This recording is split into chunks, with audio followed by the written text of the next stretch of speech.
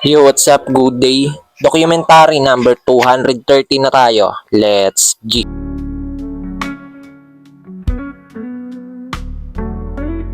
Ayan, si Tito Chichi, kakarating lang. Ngayon na lang ulit ng bisita. Ayan, oh. Ayan, kasabay lang namin dumating si Gab ng store. Ayan, binubomba pa yung motor ko. Loko-loko talaga. Ayan, mga tol, dumating na yung panghimay ng chicken pastil. Ayan, tinetesting agad ni ate tsaka ni Gab. Ayan, nandito na yung lalamove mga tol. Ipapadala namin tong karton na may lamang chocolate tsaka flowers. In order ni Kuya John kay ate, yung pinsan namin. Kain muna tayo mga tol. Ayan, nagluto pala ako ng ulam namin kanina. Ayan, may patatas na corned beef. Pagtapos namin kumain, may pupuntahan lang kami saglit ni Gab.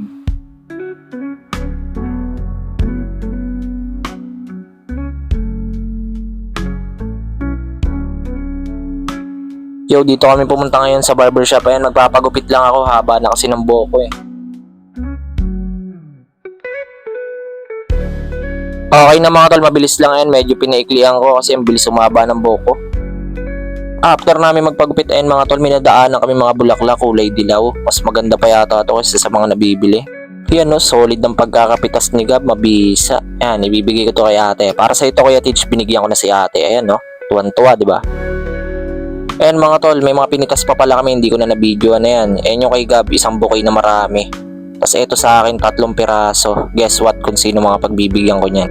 Yan mga tol, kinuha ko na agad yung helmet. Lalarga na agad kami, hawak na ni Gab yung mga bulaklak. Ayan no, solid, parang mga imported. Bago kami dumiretso sa mismo pupuntahan namin, and dumaan muna kami sa bahay nila Gab. Ayan no, inabutan niya ng bulaklak yung mama niyan, sweet.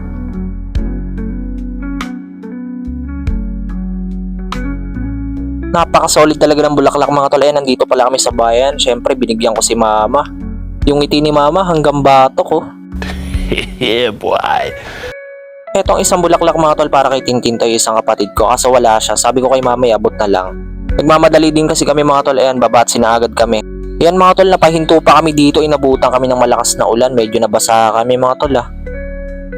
Ayaw tumila mga tol. Ayan, kaya sinugod na namin kahit medyo umaambon pa sa lagay na to. Yan mga tol, nandito na kami sa store. Ayan, basang-basa ako. Bis na lang muna ako. Ayan, mamaya na ako maliligo. May deliver kasi ito.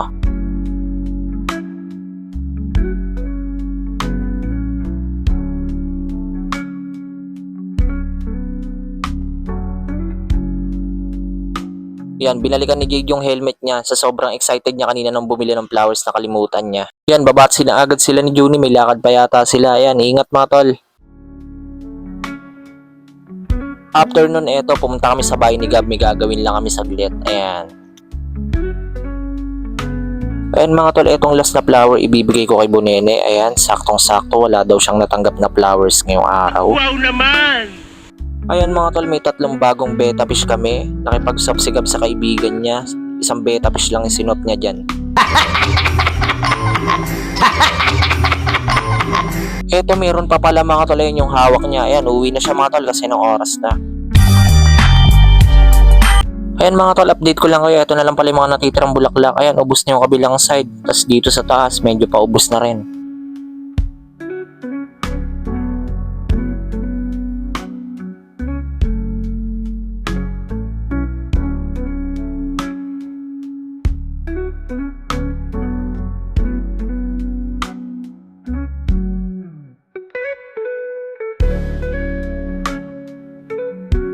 Okay mga tol, hanggang dito na lang ulit yung video. Sana nag-enjoy kayo. Maraming salamat palagi sa itaas and yung YouTube channel ko, alam nyo na.